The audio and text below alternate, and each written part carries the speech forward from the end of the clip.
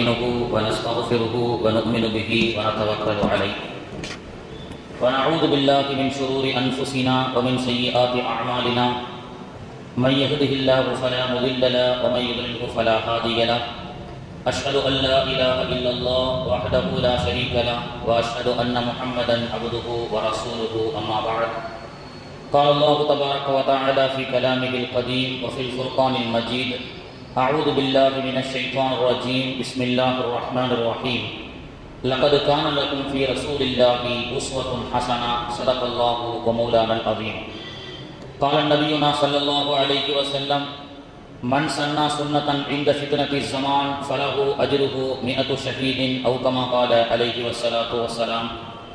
புகழனைத்தும் ஏக இறைவனாகிய அல்லாஹு தஆலா ஒருவனுக்கே உண்டாகட்டுமாக. கண்மணி நாயகம் முத்து முஹம்மது முஸ்தபா ரசூலுல்லாஹி ஸல்லல்லாஹு அலைஹி வஸல்லம் அன்னாருடைய ஷஃபாஅத்தை பெறக்கூடிய பாக்கியத்தை மறுமையிலும் அன்னாருடைய துஆவை பெறக்கூடிய பாக்கியத்தை இம்மையிலும் வல்ல ரஹ்மான் நாம் அனைவர்களுக்கும் நசீபாக்கி தருவானாக. ஆமீன் யா ரப்பல் ஆலமீன். வாழ்நாளிலே அதிகம் எம்பெருமான் அவர்கள் மீது ஸலவாத்து சொல்லி இந்த உடலை விட்டு ரூஹு பிரிவதற்கு முன்பு மாநபியினுடைய தர்பாரிலே நின்று மதீனத்து மன்னாம் சொர்க்கத்து சோலையிலே சென்று மாநபியை ஜியாரத் செய்யக்கூடிய பாக்கியத்தை வல்ல ரஹ்மான் நமக்கும் நம்முடைய சந்ததிகளுக்கும் தந்து அருள் புரிவானாக. ரப்பி வர்சுக்னா ஜியாரத்தன் நபி ஸல்லல்லாஹு அலைஹி வஸல்லம் கபுல ரூஹி வல் குரூஜி ஆமீன் என்று ஏக இறைவனை பிரார்த்தனை செய்து என்னுடைய உரையை துவங்குகின்றேன். கிபி 571 ஏப்ரல் மாதம் 20ஆம் தேதி திங்கட்கிழமை அதிகாலை இந்த உலகத்தை ரஹ்மத்துல் லில் ஆலமீனாக நபிகள் நாயகம் ரசூலுல்லாஹி ஸல்லல்லாஹு அலைஹி வஸல்லம் அவர்கள் அவதரித்தார்கள். ரபியுல் அவ்வல் பிறை 12 திங்கட்கிழமை உலகத்தில் ஒரு அதிசய குழந்தை பிறந்தது. அந்த குழந்தை கத்னா செய்யப்பட்டு பிறந்தது. உடலில் எந்த அசுத்தம் இல்லாமல் பிறந்தது. காபாவை முன்னோக்கி பிறந்தது. எனவே அசுத்தம் இல்லாத தூய்மையாக நறுமணத்தோடு பிறந்த அந்த அதிசய குழந்தையை மக்கா நகர மக்கள் எல்லாம் பார்த்து படித்தார்கள். அல்ஹம்துலில்லாஹி அல்லதி ஆதானி ஹாதல் குலாம் தய்யிபல் அர்தானி கத் சாத ஃபில் மஹதி அலல் கில்மானி என்று இந்த அற்புத குழந்தையை இந்த மக்கா தேசத்திலே பிறக்க வைத்த அல்லாஹ்வுக்கே எல்லா புகழும் என்று துவங்கக்கூடிய அந்த பாடலை கவியாக மக்கா மாநகர மக்கள் படித்தார்கள். அது மட்டுமல்ல, அசுத்தமில்லாத இந்த குழந்தையை தண்ணீர் ஊற்றி குளிப்பாட்ட வேண்டுமா என்று நினைத்து தண்ணீர் ஊற்றி பெருமானார் அவர்களை குளிப்பாட்டும் பொழுது அரபி கவிஞர்கள் பாடினார்கள், ஆஹா, உலகத்தில் இருக்கக்கூடிய அசுத்தங்களை எல்லாம் தண்ணீர் இதுவரை சுத்தம் செய்து கொண்டிருந்தது. உலகத்தில் இருக்கக்கூடிய அசுத்தங்களை எல்லாம் தண்ணீர் இதுவரை சுத்தம் செய்து கொண்டிருந்தது. இந்த அற்புத குழந்தையை குளிப்பாட்டுவதன் மூலமாக தண்ணீர் முதல் முறையாக தன்னை தானே சுத்தப்படுத்தி கொண்டது என்று சொன்னார்கள். மாநபியை இன்று புகழலாமா, மீளாது கொண்டாடலாமா, பெருமானாருடைய பிறப்பை பற்றி பேசலாமா என்றெல்லாம் சமூகத்தில் இன்னைக்கு சர்ச்சைக்குரிய பல கருத்து வேறுபாடுகள் இருந்தாலும் உலகத்தில் பிறந்ததற்கு பிறகு ஒரு மனிதரை பற்றி பேசலாம், அவர் செய்த சாதனையை சொல்லலாம். ஆனால் பிறப்பதற்கு முன்பே பேசப்பட்டவர்கள் மாநபி ஸல்லல்லாஹு அலைஹி வஸல்லம் அவர்கள். இந்த பிரபஞ்சத்தை படைப்பதற்கு முன்பு மாநபியை பற்றி அல்லாஹ் குர்ஆனிலே பேசுகின்றான். அல்லாஹு தஆலா பிரபஞ்சத்தை படைப்பதற்கு முன்பு மாநபியுடைய சிறப்பை பற்றி பேசினான். ஆதிபிதா ஆதம் அலைஹிஸ்ஸலாம் முதல் இறுதியாக பெருமானாருக்கு முன்பதாக வந்த ஈசா நபி உட்பட எல்லா நபிமார்களும் பெருமானார் அவர்களை பேசியிருக்கின்றார்கள். பெருமானாரின் மீது ஸலவாத் ஓதியிருக்கின்றார்கள். அப்படிப்பட்ட மாநபிக்கு முஹம்மத் புகழுக்குரியவர் என்ற பெயர் சூட்டப்பட்டது. மாநபி ஸல்லல்லாஹு அலைஹி வஸல்லம் அவர்களை எவ்வாறு எப்படியெல்லாம் புகழ்வது, ஒரு அளவுகோல் என்ன என்பதையெல்லாம் எனக்கு சர்ச்சைக்குரிய விவாதங்களாக இருந்தாலும் பெருமானார் ஸல்லல்லாஹு அலைஹி வஸல்லம் அவர்கள் அல்லாஹ்விடத்திலே, இறைவா, ஆதமை சஃபியுல்லா என்று நீ சொன்னாய், நூஹை நஜீபுல்லா என்று நீ சொன்னாய், மூசாவை கலீமுல்லா என்று அல்லாஹு தஆலா பெயர் சூட்டினான், இப்ராஹிம் அலைஹிஸ்ஸலாத்து வஸ்ஸலாம் கலீலுல்லா என்று அல்லாஹு தஆலா சொன்னான். இப்படியாக பெருமானார் அவர்களுடைய முன் வந்த நபிமார்களுக்கு ஒவ்வொருவருக்கும் ஒரு சிறப்பு உண்டு. பெருமானார் அவர்கள் ஹபீபுல்லா என்று சொன்னாலும் பெருமானார் அவர்களுடைய சிறப்பை பற்றி அல்லாஹ் சொல்கின்றான், வரஃபஅனா லக திக்ரக், நபிகள் நாயகமே, உங்களுடைய புகழை நாம் உயர்த்தி விட்டோம் அல்ல, உயர்த்தி கொண்டே இருப்போம் என்று அல்லாஹு தஆலா சொல்லி காட்டுகின்றான். மாநபி ஸல்லல்லாஹு அலைஹி வஸல்லம் அவருடைய புகழை அல்லாஹ் எப்படி உயர்த்தி விட்டான் என்று சொன்னால், மாநபி அவர்களே, என்னுடைய புகழ் என்னுடைய துதி எங்கெல்லாம் பாடப்படுகின்றதோ அங்கெல்லாம் உங்களுடைய ஸலவாத்துகளும் அங்கே சொல்லப்படும். உங்களுடைய புகழும் அங்கே சொல்லப்படும். தொழுகை என்ற இறைவனுடைய கடமை, அந்த கடமையிலே ஒன்றுதான் அத்தஹியாத்து லில்லாஹி அஸ்ஸலவாத்து வத்தய்யிபாத்து என்று அல்லாஹ்வுக்காக சொல்லக்கூடிய காணிக்கை. அந்த காணிக்கையில் கூட அஸ்ஸலாமு அலைக்க என்று அல்லாஹ் ரசூலை சேர்த்துக் கொண்டான். அல்லாஹு அக்பர் என்று துதிபாடக்கூடிய தொழுகையிலும் மாநபியினுடைய பெயரை அல்லாஹ் இணைத்துக் கொண்டான். அது மட்டுமல்ல, உலகத்தில் ஒவ்வொரு வினாடி பொழுதும் பாங்கு சத்தம் சொல்லப்பட்டு கொண்டே இருக்கிறது. இங்கே சொல்லப்படும், பிறகு பக்கத்து மாவட்டத்தில் சொல்லப்படும், பிறகு பக்கத்து மாநிலத்தில் சொல்லப்படும், பிறகு பக்கத்து நாட்டில் சொல்லப்படும். இப்படியாக பாங்கு ஓசை என்பது உலகத்தில் 24 மணி நேரமும் கண் இமைக்கும் நேரம் கூட நிறுத்தப்படாமல் உலகமெங்கும் சொல்லப்பட்டு கொண்டிருக்கின்றது. அப்படி உலகமெங்கும் சொல்லப்படக்கூடிய பாங்கிலே அஷ்ஹது அல்லா இலாஹ இல்லல்லாஹ், வணக்கத்துக்குரிய நாயகன் அல்லாஹ் ஒருவன்தான், அல்லாஹு அக்பர், அவன்தான் மிகப்பெரியவன் என்று சொல்லப்படக்கூடிய பாங்கிலே கூட பெருமானார் ரசூலுல்லாஹி ஸல்லல்லாஹு அலைஹி வஸல்லம் அவர்களை பற்றி சொல்லப்படும் அஷ்ஹது அன்ன முஹம்மதர் ரசூலுல்லாஹ். பாங்கிலே ஒரு பிலால் அஷ்ஹது அன்ன முஹம்மதர் ரசூலுல்லாஹை மறந்துவிட்டால் அந்த பாங்கு கூடாது என்று சொல்லப்படுகிறது. ஒரே வார்த்தை தான் அல்லாஹ் சொன்னான், நபியே உங்களுடைய புகழை நாம் எப்படி உயர்த்தினோம் என்று சொன்னால், என்னுடைய துதிகள் உலகத்தில் எப்பொழுதெல்லாம் பாடப்படுமோ அப்பொழுதெல்லாம் உங்களுடைய ஸலவாத்துகள் சொல்லப்பட்டு கொண்டே இருக்கும்.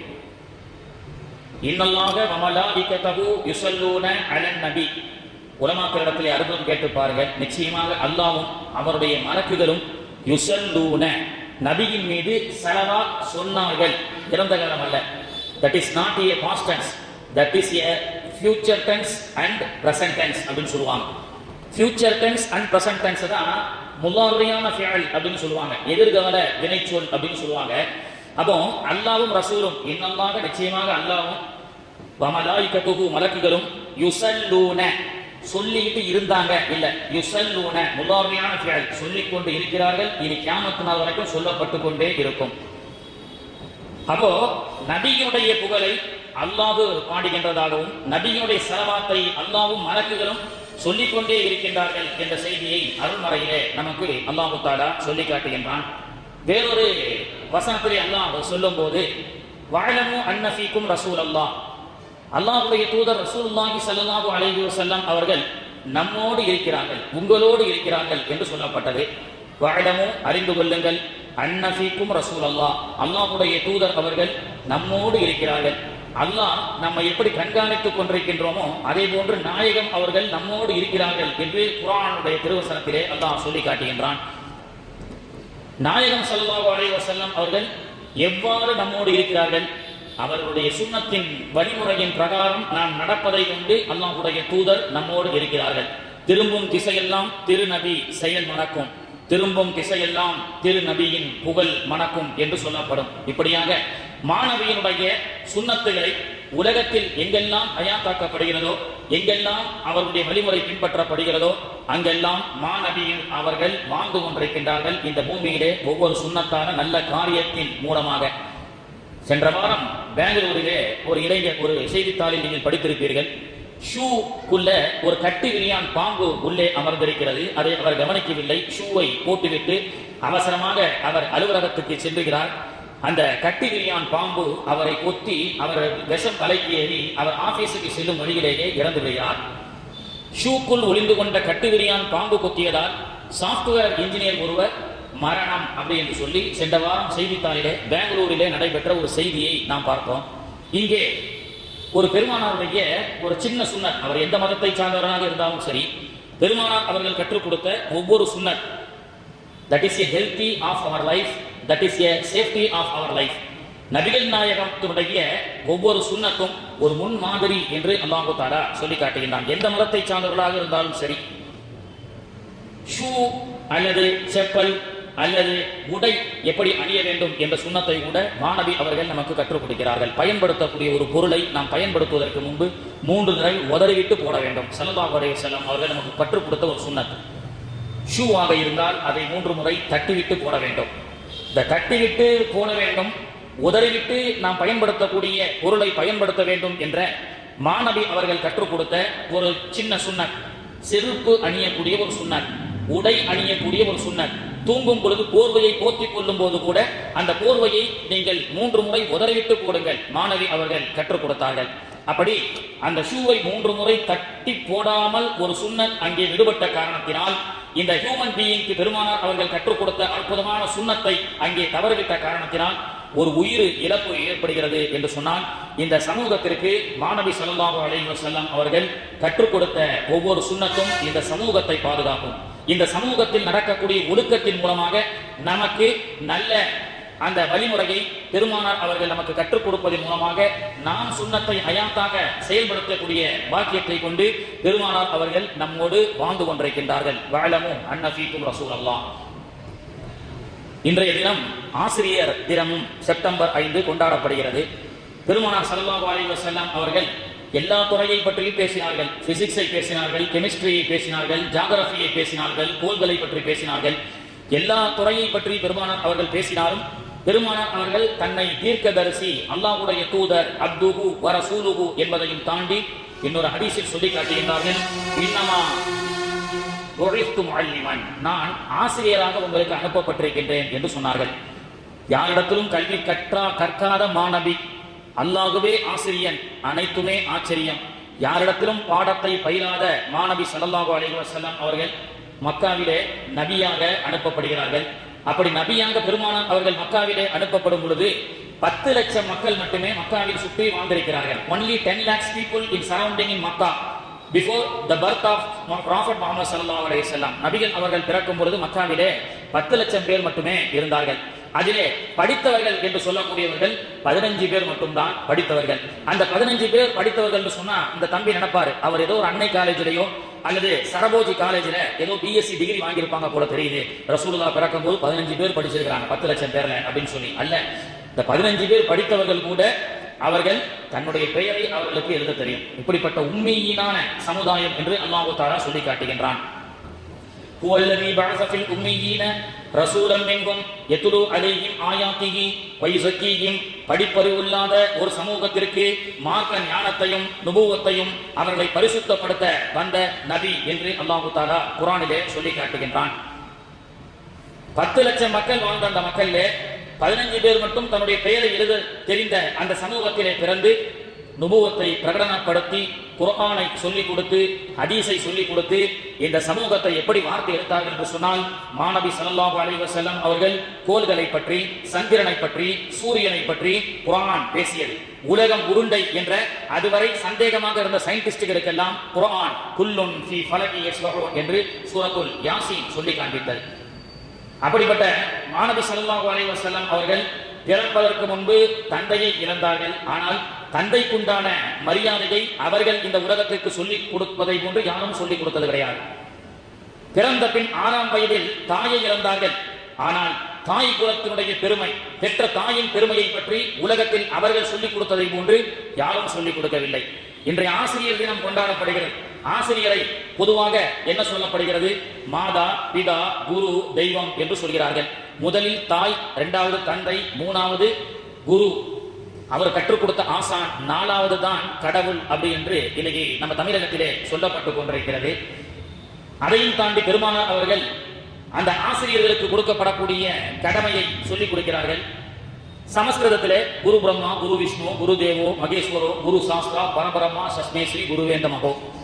ஆசிரியர் தான் பகவான், ஆசிரியர் தான் கடவுள் என்று அவர்கள் சொல்லி கொடுக்கிறார்கள். ஆனால் இன்னைக்கு செப்டம்பர் 5 ஆசிரியர் தினம். ஆசிரியர்களுக்கு எந்த அளவுக்கு கண்ணியத்தை பெருமானார் அவர்கள் கொடுத்திருக்கிறார்கள் தெரியுமா? அத்தஹியாத்துல மகஃபிரத்துக்காக ஓதக்கூடிய துஆவிலே அல்லாஹும்ம மக்ஃபிர்லி வலி வாலிதைய, இறைவா என்னுடைய பாவத்தை மன்னிப்பாயாக, என்னுடைய பெற்றோருடைய பாவத்தை மன்னிப்பாயாக, வலி உஸ்தாதிய எனக்கு கற்றுக் கொடுத்த ஆசிரியருடைய பாவத்தை மன்னிப்பாயாக. தொழுகையில் கேட்கப்படக்கூடிய ஒரு அங்கத்தின் ஒரு துஆவிலே கூட பெற்றோர்களையும் தாண்டி ஆசிரியர்களுக்காக துஆ கேட்க கற்றுக் கொடுத்தார்கள். சங்கர் தயாள் சர்மா 1970 இந்திய தேசத்தினுடைய முதல் குடிமகன் ஜனாதிபதி. அவர் மஸ்கட்டுக்கு செல்கிறார். மஸ்கட் ஓமன் விமான நிலையத்தில் அவருக்கு சிறப்பான வரவேற்பு ஏற்பாடு செய்யப்பட்டிருக்கிறது. அவரை வரவேற்பதற்காக பட்டுக்கம்பளம் விரித்து வரவேற்றார்கள் சங்கர் தயாள் சர்மாவை. ஓமன் நாட்டினுடைய மஸ்கட் ஏர்போர்ட்டிலே அவரை அழைத்து வருவதற்காக நூற்றுக்கணக்கான செக்யூரிட்டிகள், போலீஸ் போர்ஸுகள் எல்லாம் வந்தாலும் அந்த நாட்டினுடைய அரசரே அப்பொழுது இருந்த கபூஸ் அல் சுல்தான், மஸ்கட்டுடைய மன்னர், அவர் என்ன செய்கின்றார்? எல்லோரையும் ஓரங்கட்டிவிட்டு அவர் சங்கர் தயாள் சர்மா என்ற இந்தியாவுடைய ஜனாதிபதியை கண்ணியப்படுத்தி கைகோர்த்து அவரை கட்டி அணைத்து தானே தன்னுடைய காரில் ஏற்றிக்கொண்டு ஓமன் நாட்டு அரசர் கபூஸ் அல் சுல்தான் சங்கர் தயாள் சர்மாவை காரில் ஏற்றி ஓட்டி சென்றார். உலகமே வியந்து பார்த்தது. ஒரு நாட்டினுடைய அரசன் பிற நாட்டினுடைய சாதாரண ஒரு மூத்த குடிமகன் என்று சொல்லக்கூடிய ஜனாதிபதியை தன்னுடைய வாகனத்தில் ஏற்றி செல்லக்கூடிய இந்த காட்சியை பார்த்து உலக மீடியாக்கள் கேட்கும் பொழுது அந்த மீடியாக்கு கபூஸ் அல் சுல்தான் சொன்னார், the Shankar Dayal Sharma is a president of India, இந்தியாவுடைய முதல் குடிமகன். அவரை நானே வரவேற்று என்னுடைய வாகனத்தில் ஏற்றி செல்வதை, நானே வாகனத்தை ஓட்டி டிரைவராக இருந்து அவரை கண்ணியமாக அழைத்து செல்லக்கூடியதை தானே நீங்கள் ஆச்சரியமாக பார்க்கிறீர்கள். ஏன் தெரியுமா? சங்கர் தயாள் சர்மா அவர்களை என்னுடைய வாகனத்தில் ஏற்றி அவருக்கு நான் மரியாதை செய்கிறேன். ஏனென்றால் இந்தியாவில் மும்பையில் ஒரு யூனிவர்சிட்டியில் நான் MBA படிக்கும் பொழுது என்னுடைய ஆசிரியராக சங்கர் தயாள் சர்மா இருந்தார் என்று சொல்லிக் கொடுக்கிறார். இங்கே இந்திய தேசத்தில் இருக்கக்கூடிய ஒரு ஆசிரியரால் மஸ்கட் என்ற ஒரு அரபு தேசத்தினுடைய ஒரு இளவரசரை உருவாக்க முடியும் என்று சொன்னால் அதுதான் ஆசிரியர் பணி. அந்த ஆசிரியருக்கு எப்படி கண்ணியத்தை கொடுக்க வேண்டும் என்று பெருமானார் ஸல்லல்லாஹு அலைஹி வஸல்லம் அவர்கள் கற்றுக் கொடுத்தார்களே, தொழுகையில் ஒரு அங்கத்தில் ஆசிரியருக்காக துஆ செய்ய வேண்டும், கற்றுக் கொடுத்த ஆசானுக்காக துஆ செய்ய வேண்டும் என்று மாணவி ஸல்லல்லாஹு அலைஹி வஸல்லம் அவர்கள் கற்றுக் கொடுத்த அந்த அழகான போதனையை 1970 மஸ்கட் அரசர் செய்து காட்டுகின்றார் என்று சொன்னால், உலகத்திலே எங்கெல்லாம் நற்குணங்கள் வெளிப்படுமோ அங்கெல்லாம் பெருமானார் ஸல்லல்லாஹு அலைஹி வஸல்லம் அவர்கள் வாழ்ந்து கொண்டே இருப்பார்கள். பரபரப்பாக இருந்த மும்பை நகரத்திலே ஒரு டிராபிக் ஜாம்ல ரத்தன் டாடா என்ன செய்து கொண்டிருக்கின்றார்? வாகனத்தில் பயணம் செய்து கொண்டிருக்கின்றார். அந்த பரபரப்பான மும்பை நகரத்தினுடைய அந்த டிராபிக் ஜாமிலே ஒரு சின்ன தம்பி யாசகம் கேட்டு என்ன செய்கின்றார்? ஒரு தம்பி, ஐயா ஏதேனும் காசு போட்டு எனக்கு உதவி செய்யுங்கன்னு சொல்றார். ஒரு 8-10 வயசு சிறுவன். அந்த சிறுவனை பார்த்த ரத்தன் டாடா அவர்கள், தம்பி நீங்க ஸ்கூல்ல போய் படிக்க வேண்டியதானே? இல்லை, எனக்கு அத்தா அம்மா கிடையாது, நான் ரொம்ப கஷ்டப்படுறேன்னு சொன்னார். அந்த சிக்னல்ல அந்த பையனை ரத்தன் டாடா ஏற்றிக்கொண்டு சென்று தன்னுடைய டாடா குடும்பத்தில் படிக்க வைத்து அவரை ஒரு மிகப்பெரிய மருத்துவராக உருவாக்குகின்றார். ஒரு மும்பை பஜாரிலே யாசகம் கேட்டுக் கொண்டிருந்த ஆதரவற்ற ஒரு சிறுவனை அரவணைத்து அவரை தன்னுடைய குடும்பத்தின் எஜுகேஷன் ட்ரஸ்டிலே சேர்த்து அவரை டாக்டராக உருவாக்குகின்றார். அவர் இஸ்லாமியர் அல்ல, அவர் ஒரு ரத்தன் டாடா என்று சொல்லக்கூடிய மாற்றுமத சகோதரர் என்று சொன்னாலும் இந்த அழகிய முன்மாதிரியை இந்த சமூகத்துக்கு கற்றுக் கொடுத்தவர்கள் நபிகள் நாயகம் ரசூலுல்லாஹி ஸல்லல்லாஹு அலைஹி வஸல்லம். ஸலவாத் சொல்லாம ரசூலுல்லாஹி ஸல்லல்லாஹு அலைஹி வஸல்லம் அவர்கள். மாணவியும் அப்படித்தான். ஒரு பயணத்திலே சென்று கொண்டிருக்கும் பொழுது ஆடு மேய்த்துக் கொண்டிருந்த ஒரு இடையர், ஒரு நபித்தோழர், சிறுவர். பெருமானார் அவர்கள், தம்பி பசியா இருக்கு, உன் ஆட்டுல இருந்து ஏதாவது ஒரு ஆடை கொடுத்தீங்கன்னா பால் கறந்துக்கிறேன், அதற்குண்டான காசை தரேன் ரசூலுல்லாஹ் சொன்னாங்க. இப்ப அந்த தம்பி சொன்னாரு, ஐயா பெரியவரே, பால் கறக்கக்கூடிய அளவுக்கு உண்டான பருவத்துல என்னிடத்தில் ஆடு இல்லை என்று அவர் சொல்ல, சித்திக்கு நாயகம் சொன்னாங்க, அதெல்லாம் பருவம் இல்லாத ஆடாக இருந்தாலும் மலட்டு ஆடாக இருந்தாலும் கொடு, அதிலும் பால் கறக்கக்கூடிய பரக்கத்தை உள்ள ரஹ்மத்துல்லில் ஆலமீன் பெருமானார் ஸல்லல்லாஹு அலைஹி வஸல்லம் ஒரு மலட்டு ஆட்டை வாங்குறாங்க. அந்த சிறுவர் பார்க்கிறார், இந்த மலட்டு ஆட்டை வச்சு இந்த பெரியவர் என்ன செய்ய போறார்? ரசூலுல்லாஹ் பார்க்கிறார். பெருமானார் அவர்கள் மடுவிலே கையை வைக்க, என்ன ஆச்சரியம், மடு கீழே இறங்கி வர பாலை பெருமானார் அவர்கள் கறக்கிறார்கள். அவர்களும் தன்னுடைய தோழர்களும் வயிறார குடிக்கிறார்கள். சராசரி ஒரு ஆட்டில் வராத அளவுக்கு உண்டான லிட்டருடைய பறக்கத்தான பாலும் வந்தது. மலட்டு தன்மையுள்ள அந்த ஆட்டிலே மடுவும் வெளியானது. இதை பார்த்த அந்த சிறுவர் ஆச்சரியமா பார்க்கிறார், என்ன அந்த பெரியவர் மேஜிக் பண்றாரு அப்படின்னு சொல்லி. இப்போ பாலெல்லாம் குடிச்சு முடிச்சுட்டு பெருமானார் ஸல்லல்லாஹு அலைஹி வஸல்லம், தம்பி ரொம்ப சந்தோஷம், எங்கள் எல்லாம் பசியார ஆற்றுவதற்கு இந்த ஆட்டை கொடுத்ததுக்கு ரொம்ப சந்தோஷம் தம்பின்னு முதுகுல பெருமானார் அவர்கள் தட்டிவிட்டு, உனக்கு என்ன வேணுமோ கேள் தருகிறேன் அப்படின்னு ரசூலுல்லாஹ் கேட்கிறாங்க அந்த சிறுவர் இடத்துல. அந்த சிறுவர் சொன்னாரு, ஐயா பெரியவரே, காசு பணம்லாம் வேணாம், இந்த மலட்டு ஆட்டுல இருந்து மடு வருவதற்காக ஏதோ ஒரு திருவசனத்தை ஓதினீர்களே, அதை எனக்கு கற்றுக் கொடுங்கன்னு கேட்டார்.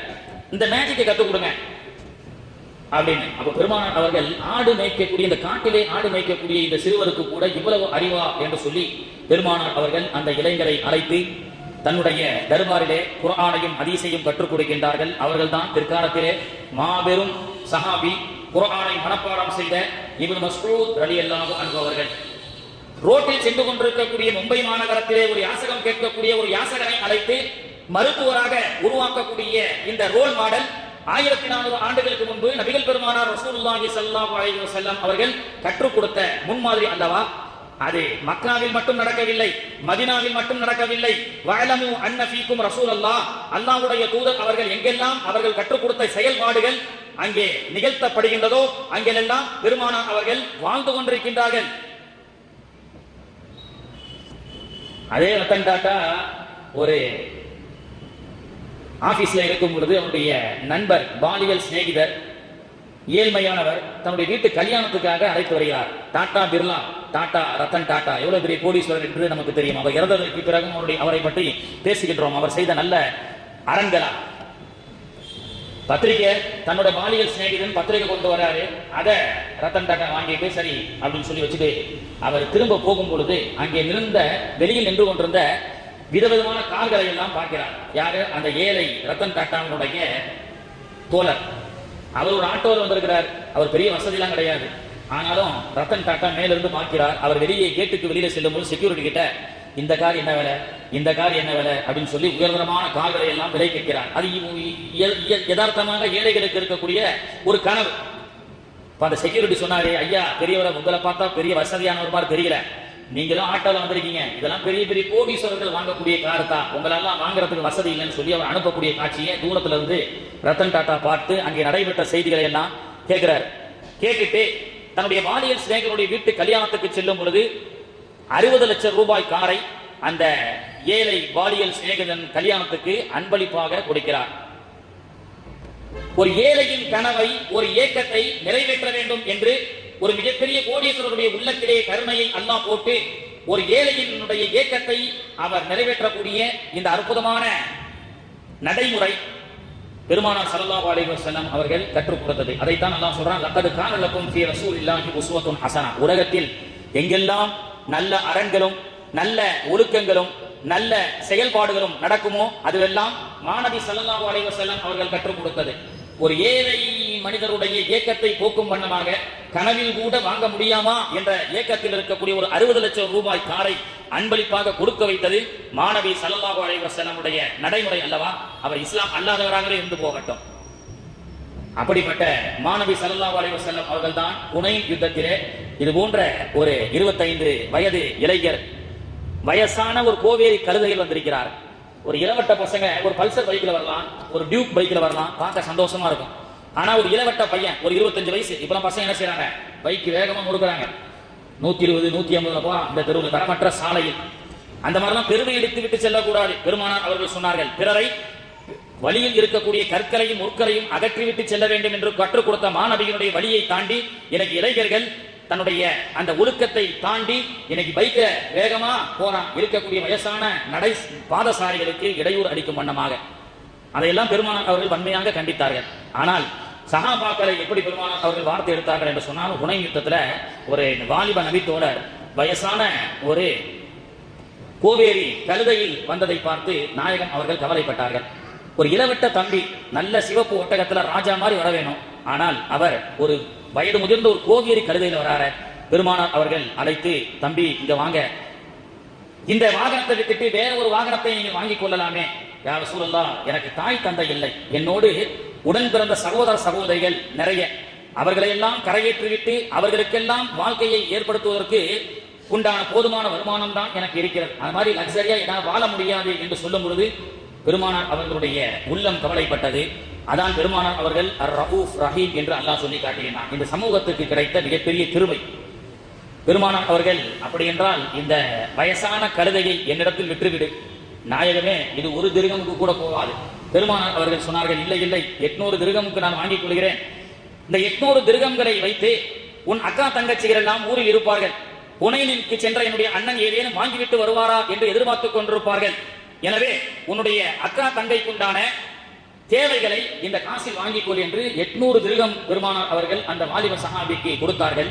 ஒரு வீட்டுக்கு சென்றால் பெருங்கையோடு செல்லக்கூடாது, ஒரு அக்கா தங்கச்சி வீட்டுக்கு போறோம், ஒரு சொந்த பந்த வீட்டுக்கு போறோம், ஏன் நம்ம வீட்டுக்கே போறோம், அங்க சின்ன பிள்ளைகள் இருப்பார்கள், அவர்களுக்கு பண்டங்கள் ஏதேனும் வாங்கி கொண்டு சென்றால் அது நல்லதாக இருக்கும் என்று இன்று வரை வெறுங்கையோடு செல்லக்கூடாது, பிள்ளைகளுக்கு வீட்டிலே பண்டங்களை வாங்கி செல்ல வேண்டும் என்ற இந்த வழிமுறையை கூட இதை கூட லகது கான லகும் ஃபீ ரசூலில்லாஹி உஸ்வத்துன் ஹஸனா நபிகள் நாயகம் அவர்கள் கற்றுக் கொடுத்த நல்ல வழி.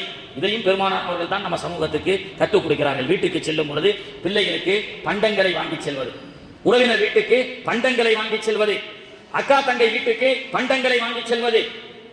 பெருமானார் ஸல்லல்லாஹு அலைஹி வஸல்லம் அவர்கள் இது போன்ற ஏழையினுடைய உணர்வை புரிந்து கொண்டு அவர்களுக்காக இந்த சமூகத்திலே மிகப்பெரிய ஒரு உதவியை செய்தார்கள். 1400 ஆண்டுகளையும் தாண்டி இன்னைக்கு மீலாது விழா கொண்டாடலாமா கொண்டாடக்கூடாதான்னு சொல்லி நிறைய சர்ச்சைகள்லாம் இருக்கு. அல்லாஹ் உங்களுடைய புகழை உயர்த்தி விட்டோம் நல்லா சொல்றான்.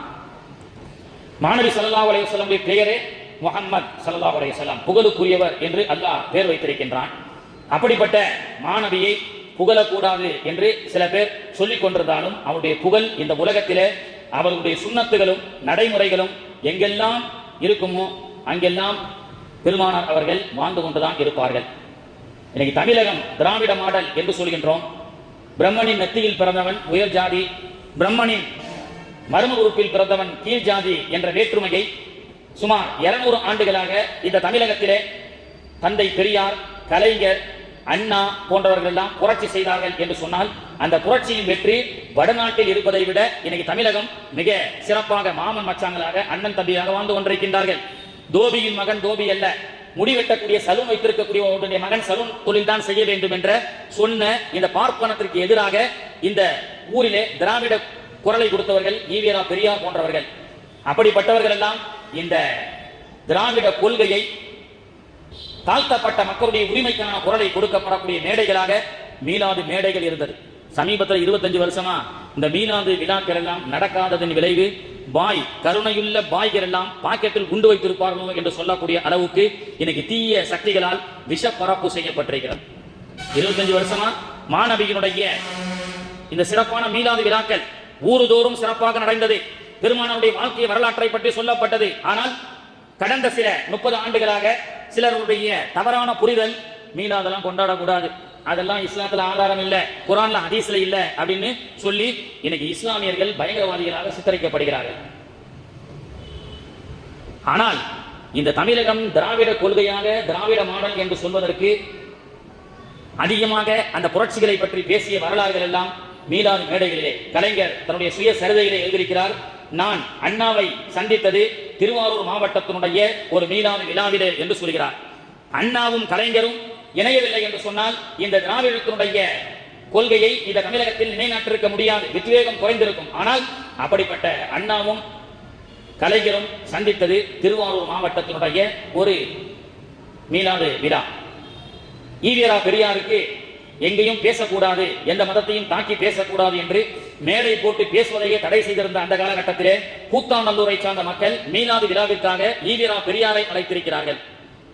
இப்படியாக ஒடுக்கப்பட்டோர் உரிமை குரலை வீட்டுவதற்கு மனிதர்களுக்கு மத்தியிலே நிறத்தால் குலத்தால் வேற்றுமை இல்லை, அனைவரும் சமம், ஒன்றே குலம் ஒருவனே தேவன் என்ற இந்த சித்தாந்த முழக்கத்தை முழங்கிய திராவிட இயக்கங்கள் என்பது மீலாது மேடைகளின் மூலமாகத்தான். பேரறிஞர் அண்ணா 200க்கும் மேற்பட்ட மீலாது மேடைகளிலே தன்னுடைய கொள்கையை பேசியிருக்கின்றார். ஒன்றே குலம் ஒருவனே தேவன் என்ற சித்தாந்தத்தை 1400 ஆண்டுகளுக்கு முன்பே நபிகள் நாயகம் கொண்டு வராவிட்டால் சில தீய சக்திகளால் இங்கே மக்கள் பாதிக்கப்பட்டிருப்பார்கள்.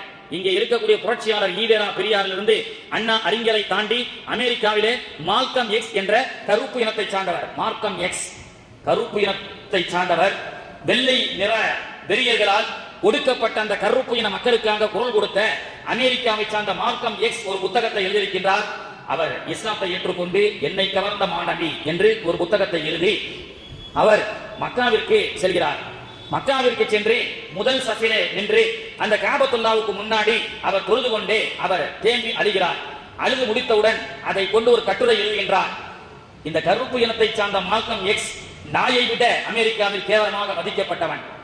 கருப்பு இனம் என்ற பிறந்த காரணத்தினால் ஒடுக்கப்பட்டோராக வாழப்பட்ட இந்த அமெரிக்காவிலே இந்த நூற்றாண்டிலே 19வது நூற்றாண்டிலே, ஆனால் 1400 ஆண்டுகளுக்கு முன்பு ஆப்பிரிக்காவிலிருந்து வந்த ஹபஷி பிலால், கருப்பு இனத்தை சார்ந்த பிலால், வெள்ளை இனம், குறைஷி குலம், ஆஷிம் குலம் என்று குலப்பெருமையை மட்டும் சொல்லிக் கொண்டிருந்த அரபுகளுக்கு மத்தியிலே கருப்பு இனத்தை சார்ந்த பிலாலை இந்த காபத்துல்லாவுக்கு மேலே ஏற்றி மாணவி ஸல்லல்லாஹு அலைஹி வஸல்லம் அவர்கள் அழகு பார்த்தார்களே, அந்த மாணவி ஸல்லல்லாஹு அலைஹி வஸல்லம் அவர்கள் எந்த பிலாலுக்கு காபத்துல்லாவில் இடமளித்து முன் வரிசையில் நிற்க வைத்தார்களோ அதே மால்கமிக்ஸ் அமெரிக்காவில் வந்திருக்கக்கூடிய கருப்பனுக்கும் எனக்கும் இடமளித்தார்கள் என்று சொன்னால் இது மாணவி ஸல்லல்லாஹு அலைஹி வஸல்லம் அவர்கள் செய்த புரட்சி என்று சொல்லி காட்டுகின்றார்கள். உலகத்தில் எந்த மக்களுக்காக, பெண் உரிமைக்காக, ஒடுக்கப்பட்டோரின் உரிமைக்காக யாரெல்லாம் குரல் கொடுப்பார்களோ அனைவர்களும் மாணவியினுடைய வரலாற்றை கடந்து செல்ல முடியாது. அனைவருடைய ரோல் மாடலும் மாணவி ஸல்லல்லாஹு அலைஹி வஸல்லம் அவர்கள் தான். பெண் இனம் பிறந்தாலே அசிங்கம் என்று சொல்லப்பட்ட அந்த பெண் இனத்தை மாணவி ஸல்லல்லாஹு அலைஹி வஸல்லம் அவர்கள் அல் பின்து பரக்கா என்று சொன்னார்கள். பெண் குழந்தை என்பது பரக்கத் அப்படின்னு சொன்னாங்க. ஒரு கட்டத்திலே பெண் குழந்தை பிறந்தால் உயிரோடு புதைத்த காலம். இன்னும் நீங்கள் மக்காவுக்கு சென்றால் பெண் பிள்ளைகள் எல்லாம் புதைக்கப்பட்ட இடத்தை பார்க்கலாம். புறாக்களுக்கு தீனி வைக்கப்பட்டுக் கொண்டிருப்பதை தாண்டி சாக்கோ பஸ் ஸ்டாண்டுக்கு போற வழியில தான் சுமார் 3000க்கும் மேற்பட்ட முந்திய ஐயாமுல் ஜாகிருடைய அரபிகள் எல்லாம் பெண் குழந்தையை உயிரோடு புதைத்தார்கள். அப்படி உயிரோடு புதைத்த கேவலம் என்று எண்ணிய அந்த பெண் இனத்தை மாணவி ஸல்லல்லாஹு அலைஹி வஸல்லம் அவர்கள் வந்து அல் பின்து பரக்கா. ஒரு நபித்தோழர் சொல்கின்றார், யா ரசூலல்லாஹ், எனக்கு 6 பெண் குழந்தைகள், 5 பெண் குழந்தைகள், 6வது என்னுடைய மனைவி மாசமா இருக்கிறாங்க, 6வதாவது ஆண் குழந்தை பிறப்பதற்கு துஆ செய்யுங்கள் என்று சொல்லும் பொழுது பெருமானார் அவர்கள் சொன்னார்கள், 5 பெண் குழந்தை 5 நரகத்தை விட்டும் உன்னை தடுக்கும் சூறாக ஆகிவிடுகிறது, 6வதும் பெண் குழந்தையாக இருக்கட்டும், 6 நரகத்தை விட்டும் அல்லாஹ் உன்னை பாதுகாப்பான் என்று பெருமானார் அவர்கள் பெற்றெடுத்த பெண் பிள்ளைகளை நல்ல முறையில் வளர்த்து அதை நல்ல முறையில் மணமகனுக்கு திருமணம் முடித்து கொடுத்தால் அந்த பெற்றோர்களுக்கு சொர்க்கம் உண்டு என்று சொன்னார்கள் மாணவி ஸல்லல்லாஹு அலைஹி வஸல்லம். எந்த தொழுகை நம்மை சொர்க்கத்துக்கு அழைத்து செல்லுமோ, எந்த நோன்பு நம்மை சொர்க்கத்துக்கு அழைத்து செல்லுமோ, அதே போன்று பெண் பிள்ளைகள் ஒழுக்கத்தோடு வளர்க்கப்பட்டால் அந்த பெண் பிள்ளைகளின் மூலமாக அல்லாஹ் சொர்க்கம் கொடுப்பான் என்று சொன்னார்கள். 3 பெண் பிள்ளையை பெற்றெடுத்த தாய் தந்தைக்கு சொர்க்கம் உண்டு என்று சொன்னார்கள். உடனே அந்த அவையிலே இருந்த ஒரு நபித்தோழர், யா ரசூலல்லாஹ், எனக்கு 2 பெண் பிள்ளை தானே இருக்கிறது. நாயகம் சொன்னார்கள், உமக்கும் உண்டு என்று சொன்னார்கள். இன்னொரு எந்திரிச்சார், யா ரசூலல்லாஹ், எனக்கு ஒரே ஒரு பெண் குழந்தை தானே இருக்கிறது, உமக்கும் உண்டு என்று சொன்னார்கள். மாணவி ஸல்லல்லாஹு அலைஹி வஸல்லம் அவர்கள் அல் பின்து பரக்கா அப்படின்னு சொன்ன ஒற்றை வரி பெருமானுடைய பரக்கத். ஒரு முதியவர் சொன்னார், ஹஜ்ரத், எனக்கு 6 வாங்க சொல்ல டைம் ஆயிடுச்சா? இல்ல வேண்டாம், எனக்கு 6 பெண் பிள்ளைகள். ஒரு முதியவர் சொன்னார், என் வீட்டு பெண் பிள்ளைகள் எல்லாம் என் வீட்டுல திருமணமாகாம குமரா இருக்கிற வரைக்கும் அல்லாஹ் எனக்கு பரக்கத்தை கொடுத்துட்டே இருந்தான். என் வீட்டு பெண் பிள்ளைகள் அனுபவத்துல சொல்றார், என் வீட்டு பெண் பிள்ளைகளை நான் குமரன்னு பாரமா நினைக்கல. ஏன்னா அந்த பெண் பிள்ளைகள் இருக்கிற வரைக்கும் அல்லாஹ் எனக்கு பரக்கத்தை அள்ளி கொடுத்தான். ஆனால் 6 பெண் குழந்தைகளையும் நான் திருமணம் முடித்து கொடுத்து அவர்கள் எல்லாம் தன்னுடைய கணவன் வீட்டிற்கு சென்றதற்கு பிறகு என் பிள்ளைகள் வீட்டை விட்டு செல்லும் பொழுது என்னுடைய பரக்கத்தையும் எடுத்து சென்று விட்டார்கள். இப்பொழுது அவர்கள் திருமணம் முடித்த என்னுடைய சம்பந்திகள் எல்லாம் என் பெண் பிள்ளைகளுடைய பரக்கத்தை அனுபவிக்கிறார்கள். நான் பரக்கத்தை இழந்த மனிதனாக வாழ்ந்து கொண்டிருக்கின்றேன் என்று சொன்னார். துருக்கியில சமீபத்தில் ஒரு பூகம்பம் நடைபெற்றது நமக்கு தெரியும். பூகம்ப இடிபாடுகளிலே சிக்கப்பட்ட எல்லோரையும் பல நாட்களாக கட்டிட இடிபாடுகளுக்குள் பூமிக்குள் இருக்கக்கூடிய மக்களை எல்லாம் மீட்டெடுத்தார்கள். அப்படி மீட்டெடுக்கும் பொழுது ஒரு 4 வயசு சிறுமியை மீட்டெடுத்தார்கள். கிட்டத்தட்ட 5 நாட்கள் 6 நாட்களாக புதைக்குழியில் மாட்டிக்கொண்ட அந்த 4 வயது சிறுமி, அந்த 4 வயது சிறுமிய அப்படியே கிரேனை வச்சு அப்படியே பத்திரமா தூக்குறாங்க. 4 நாள் இடிபாடுக்குள்ள புதைக்குழியில் இருந்த அந்த சிறுமி அப்படியே ஊட்டி ஃப்ரெஷ் ஆப்பிள் மாதிரி இருக்குது. அந்த பாப்பா 4 நாள் ஒரு புள்ள தண்ணி குடிக்காம சாப்பிடாம தான் எப்படிங்க இருக்கும், பூமிக்குள்ள அடியில மாட்டிக்கிட்டு இருந்தா. ஆனால் அந்த பிள்ளை அப்படியே அழகா வருது. இது அல் ஜசீரா பத்திரிக்கை ஒரு பெரிய ஆர்டிகலாவே எழுதுறாங்க. அந்த நேரத்தில் அந்த குழந்தை இடத்துல மைக்கு வச்சு எல்லோரும் அந்த பத்திரிகையாளர்கள் கேட்டார்கள், பாப்பா 5 நாட்களாக 4-5 டேஸ் நீங்க கீழே பூமியில மாட்டிக்கிட்டீங்க, தண்ணி இல்ல, சாப்பாடு இல்ல, இவ்வளவு கஷ்டப்படுறீங்களே அப்படின்னு சொல்லும் பொழுது அந்த பாப்பா சொன்ன வார்த்தை சொன்னது, யாரு சொன்னா நான் தண்ணி குடிக்கல சாப்பிடலன்னு சொல்லி, பச்சை கலை தலப்பாகை கட்டிக்கொண்டு வெள்ளை நிற குதிரையிலே சிலர்கள் எனக்கு உணவளித்தார்கள் பூமிக்கு அடியில் என்று அந்த குழந்தை சொன்ன அந்த வார்த்தை உலக மீடியாவே பார்த்தது. இந்த 4 வயது பிஞ்சு குழந்தை, பெண் குழந்தை, அது பூமிக்கு அடியில் சென்று விட்டது. 1400 ஆண்டுகளுக்கு முன்பு மாணவி ஸல்லல்லாஹு அலைஹி வஸல்லம் அவர்கள் சொன்னார்கள், அல் பின்து பரக்கா, அந்த பெண் பிள்ளை பூமியின் மீது மட்டுமல்ல பூமிக்கு கீழ் அந்த பெண் பிள்ளை சென்றாலும் அந்த பரக்கத்தை அல்லாஹ் இழுத்து கொண்டு வந்து கொடுப்பான் மலக்குகளின் மூலமாக என்ற அந்த வரலாற்றை, அந்த நிகழ்வை நாம் அந்த சரித்திரத்தின் மூலமாக பார்க்க முடிகின்றது. எனவே கண்ணியத்திற்குரியவர்களே, உலகத்திலே அல்லாஹு தஆலா பெண் பிள்ளைகளுக்கு பெண் பிள்ளைகள் மூலமாக நிறைய வரக்கத்துகளை அல்லாஹ் வைத்திருக்கின்றான். அந்த பெண் பிள்ளைகளை நல்ல முறையில் வளர்த்து ஆளாக்க வேண்டும். மாணவியினுடைய நல்ல ஒழுக்கங்களை பேணி நம்முடைய வீட்டு பிள்ளைகள் எல்லாம் வாழ வேண்டும். அல்லாஹ் தஆலா மாணவியினுடைய அந்த அற்புதமான சுன்னத்துகளை வாழ்நாளிலே நாம் பின்பற்றி வாழக்கூடிய வாக்கியத்தை தந்து அருள் புரிவானாக. வாய்ப்பளித்ததற்கு நன்றி கூறி விடைபெறுகிறேன். வாஹிரு தஅவானா அனில் ஹம்துலில்லாஹி ரப்பில் ஆலமீன். அஸ்ஸலாமு அலைக்கும் வரஹ்மத்துல்லாஹி வபரகாத்துஹு.